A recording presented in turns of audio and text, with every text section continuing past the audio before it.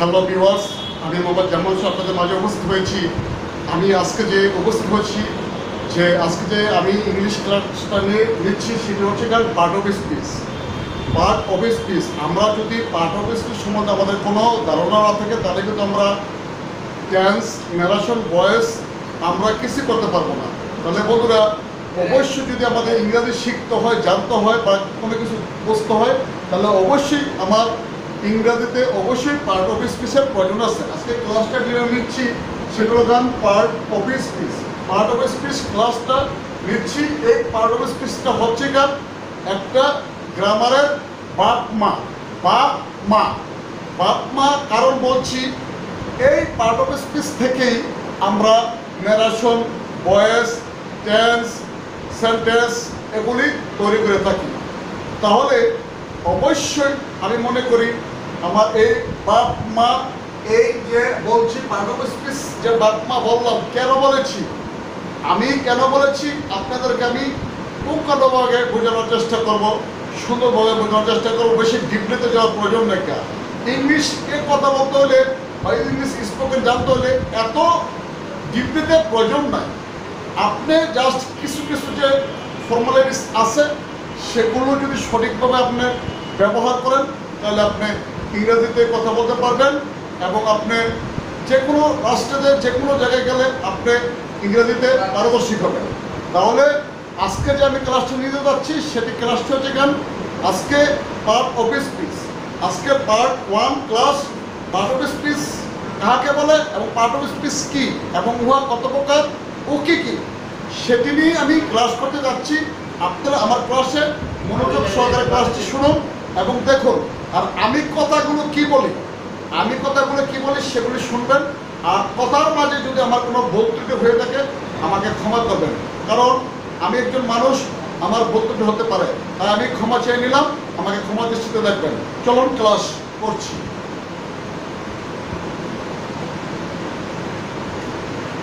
Part of speech. Part of speech এর অর্থ কি? What is meaning of part of speech? তাহলে আমরা যে এখানে পেয়েছি পার্ট অর্থ অংশ, অপর্থ এর, স্পিচ অর্থ বাক্য।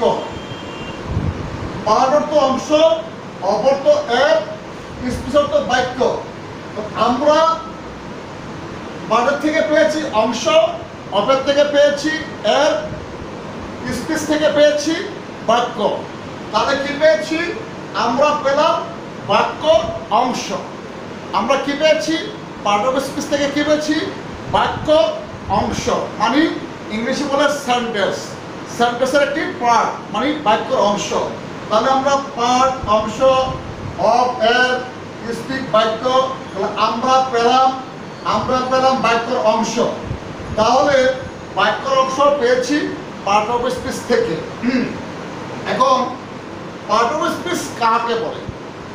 পার্ট অফ স্পিচ কাকে বলে আমার অবশ্যই এটা জানতে হবে এবং শিখতে হবে এবং মেমোরিতে নোট রাখতে হবে।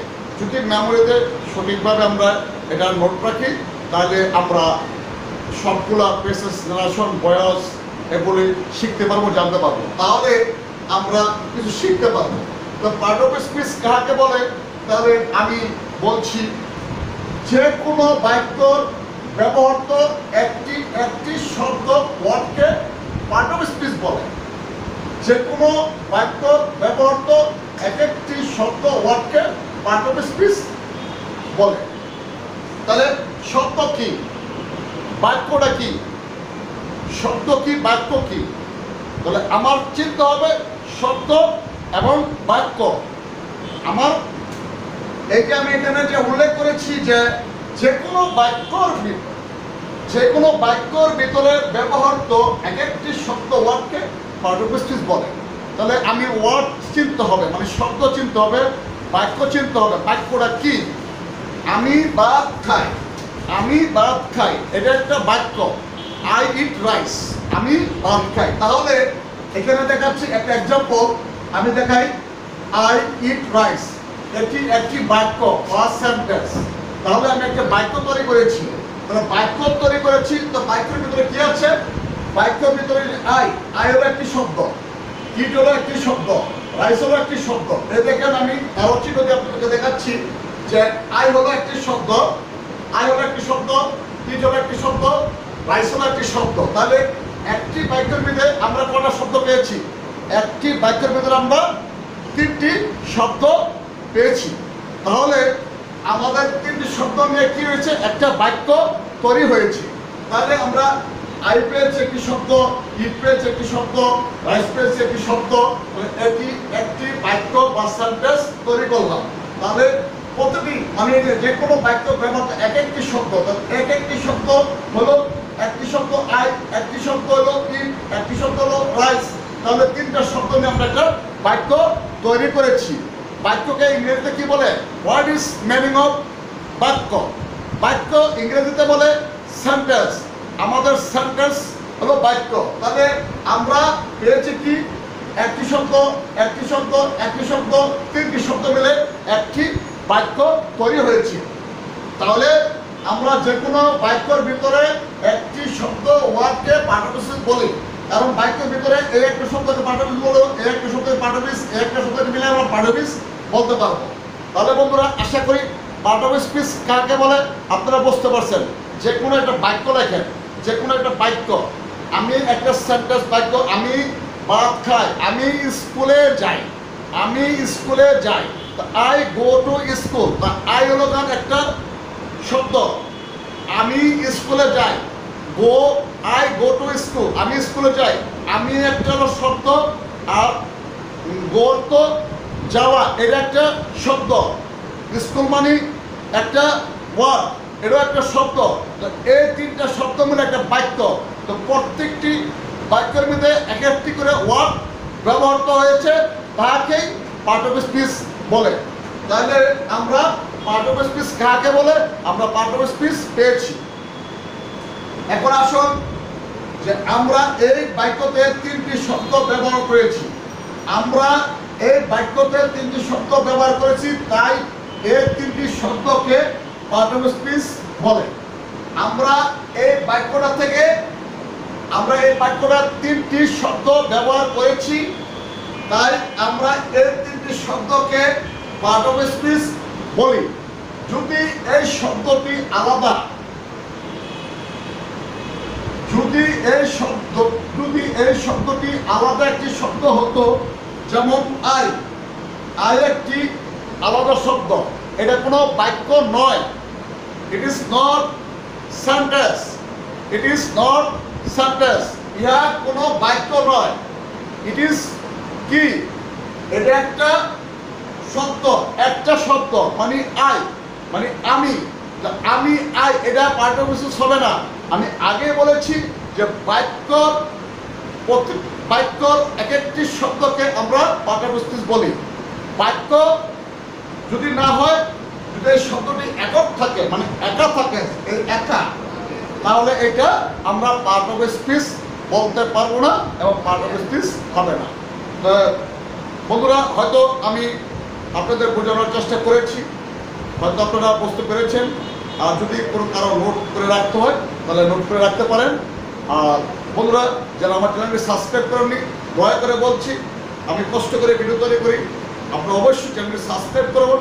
এবং যদি কোনো বোঝার চেষ্টা থাকে, আপনারা আমার কমেন্ট বক্সে কমেন্ট করবেন। আর আমার যদি কোনো ভুল ত্রুটি হয়ে থাকে, আমাকে ক্ষমা দৃষ্টিতে দেখবেন। তাহলে আমি আপনাদেরকে পার্ট অফ স্পিচ কাকে বলে এটা দেখালাম, বা আপনাদেরকে বোঝানোর চেষ্টা করেছি, হয়তো আপনারা বুঝতে পেরেছেন।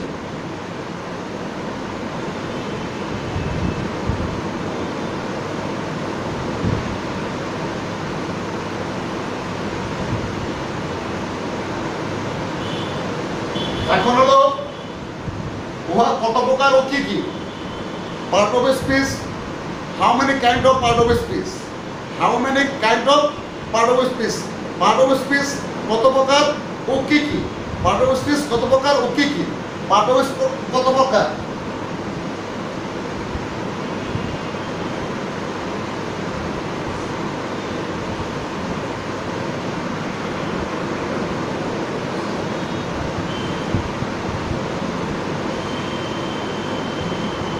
আমরা পার্ট অফ স্পিচ 8 প্রকার পেয়েছি। আমরা পার্ট অফ স্পিচ 8 প্রকার পেয়েছি। আমরা এখন 8 প্রকার কি কি আমরা নাম লিখব। আমরা পার্ট অফ স্পিচ 8 প্রকার পেয়েছি। 8 প্রকার পার্ট অফ স্পিচ 8 প্রকার। How many kind of part of speech? Part of speech হচ্ছে 8 প্রকার। এখন পার্ট অফ স্পিচের কি কি পার্ট অফ স্পিচ নামগুলো সেগুলো আমার জানতে হবে এবং শিখতে হবে। আমি বলছি,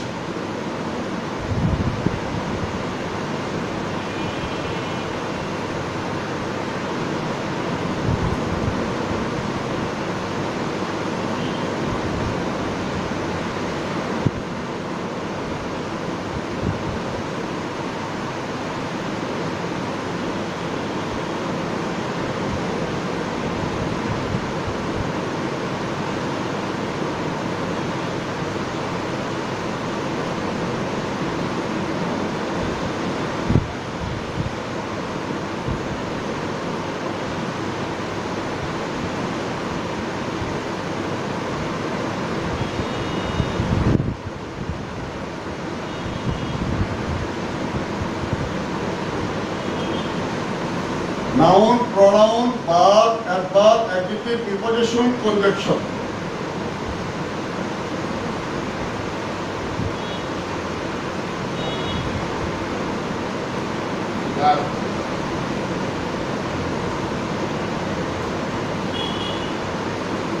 তাহলে আমরা কটা পেয়েছি? আমরা কটা পেয়েছি? নাউন কয় ভাগে বিভক্ত করা হয়েছে? সরি পার্ট অফ স্পিচকে কয় ভাগে ভাগ করা হয়েছে? 8 ভাগে। তাহলে আমরা পার্ট অফ স্পিচকে 8 প্রকার পেয়েছি, মানে 8 ভাগে ভাগ করা হয়েছে, 8 ভাগে বিভক্ত করা হয়েছে। Noun, pronoun, verb, adverb, adjective, preposition, conjunction, interjection. এই যে 8 প্রকার আমরা পার্ট অফ স্পিচ পেয়েছি, এই 8 প্রকারটি আমাদের প্রত্যেকটা জায়গার মধ্যে কথা বলতে হয়। টেন্সে লাগে, সেন্টেন্সে লাগে। এই বাপ মা, এটি হলো বাপ মা, মানে এই পার্ট অফ স্পিচ হলো একটা মা, আর হলো হেড, প্রধান, মাথা। কারণ এটা থেকেই আমি যত সেন্টেন্স করি, টেন্স করি, সব এটা থেকেই করি। যেমন আমি একটা উদাহরণ দিচ্ছি, আপনাকে এক্সাম্পল দিচ্ছি।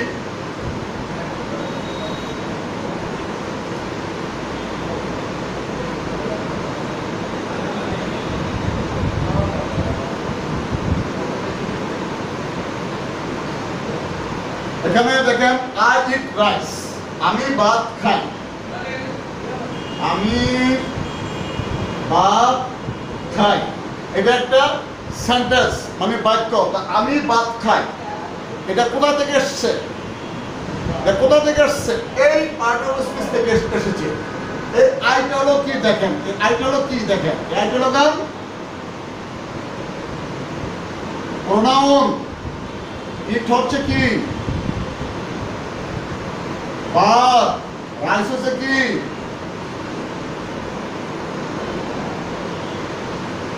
নাউন। রাইস হচ্ছে নাউন। এতে আই হলো প্রোনাউন, ইট হচ্ছে ভার্ব, রাইস হচ্ছে নাউন। আই হচ্ছে প্রোনাউন, ইট হচ্ছে ভার্ব, রাইস হচ্ছে নাউন। তাহলে আমরা এই যে কি পেয়েছি দেখেন, এই যে নাউন পেয়েছি, প্রোনাউন পেয়েছি, ভার্ব পেয়েছি। আমার মনে হয় এরকম ইজি আপনাদের কাছে আমি যেভাবে ক্লাসে নিচ্ছি, একবারে ভেঙে ভেঙে পার্ট টু পার্ট। নাউন, আমি আই ইট রাইস, আমি ভাত খাই। আমি আগে বলেছি যে কোনো টেন্স করতে হলে, সেন্টেন্স করতে হলে, ন্যারেশন করতে হলে, ভয়েস করতে হলে অবশ্যই পার্ট অফ স্পিচ জানতে হবে, শিখতে হবে। এখন আমি দেখেন, I eat rice, I eat rice, আমি ভাত খাই। আমি যে ভাত খাই, এটা কোথা থেকে এসছে? দেখেন, I pronoun, it verb, rice একটি নাউন। তাহলে এই পার্ট অফ স্পিচ থেকে কিন্তু অনেক কিছু চলে আসছে। তাহলে আমি পরবর্তীতে ক্লাস যেটা নিব সেটা হলো নাউন কাকে বলে, প্রোনাউন কাকে বলে, ভার্ব কাকে বলে, অ্যাডজেক্টিভ কাকে বলে, কনজাংশন কাকে বলে, ইন্টারজেকশন কাকে বলে। আমি পরবর্তীতে এই ক্লাসগুলো যদি আপনাদেরকে বুঝাতে পারি তাহলে আপনাদেরকে আরও ক্লিয়ার হয়ে আসবে। তো যারা যদি নোট করার ইচ্ছে থাকে আপনারা এগুলো নোট করে রাখতে পারেন। আমি যেভাবে বোঝানোর চেষ্টা করেছি, যদি আমার বোঝার মানে কোনো ত্রুটি হয়ে থাকে হয়তো আমাকে ক্ষমা দৃষ্টিতে আপনারা দেখবেন। যাই হোক, এই পাঠ্যপুস্তক থেকে আমাদের সব কিছু সৃষ্টি, সব কিছু আমাদের প্রিপোজিশন ছাড়া আমাদের, যেমন I live in Dhaka, I live in Dhaka, আমি ঢাকাতে বাস করি। তাহলে ইন, ইন, এই ইন, যেমন আমি আপনাকে দেখাচ্ছি example, I live in Dhaka. এই যে ইন যে আমি ব্যবহারটা করেছি, in, I live in, in একটা preposition, I live in Dhaka, আমি ঢাকাতে বাস করি। তাহলে এই যে ইনটা কোথা থেকে আসছে? এই প্রিপোজিশন থেকে আসছে, এই প্রিপোজিশন থেকে ইন আসছে। যদি আপনি প্রিপোজিশন সম্বন্ধে জানেন না তাহলে আপনি ইন কিভাবে ব্যবহার করবেন? আপনি যদি প্রিপোজিশন সম্বন্ধে আপনার অভিজ্ঞতাই না থাকে তাহলে কিভাবে আপনি ইনটা ব্যবহার করবেন? তাহলে আমি মনে করি আমাদের অবশ্যই প্রত্যেকটি লোকের এই পাঠ্যপুস্তক সম্বন্ধে ধারণা থাকতে হবে। যদি পাঠ্যপুস্তক সম্বন্ধে ধারণা না থাকে তাহলে আমরা কিছুই শিখতে পারবো না। যেমন I go to school, I go to school, আমার এখানে টু, টু একটা প্রিপোজিশন। তাহলে আমি যে টুটা ব্যবহার করেছি এই পাঠ্যপুস্তক থেকে টুটি ব্যবহার করেছি। এই যে ইনটা যে ব্যবহার করেছি, এই যে এই প্রিপোজিশন থেকে আমি এই ইনটা ব্যবহার করেছি। তাহলে বন্ধুরা আমি আশা করি যে পাঠ্যপুস্তক এটা কত গুরুত্বপূর্ণ অবশ্যই আপনারা বুঝতে পারবেন বাকি ক্লাসগুলো আমি যদি নেই। তাহলে যাই বন্ধুরা, আজকের ক্লাসে যদি আমার কোনো ত্রুটি হয়ে থাকে আমাকে ক্ষমা দৃষ্টিতে দেখবেন। আমি নতুন ইউটিউবারে, আমার কথার মাঝে বলতে শুনতে অনেক কথা ত্রুটি হতে পারে। আমাকে উৎসাহ উদ্দীপনা দিলে আমি হয়তো আস্তে আস্তে ভালো করার চেষ্টা করবো। আসসালামু আলাইকুম, খুদা হাফেজ।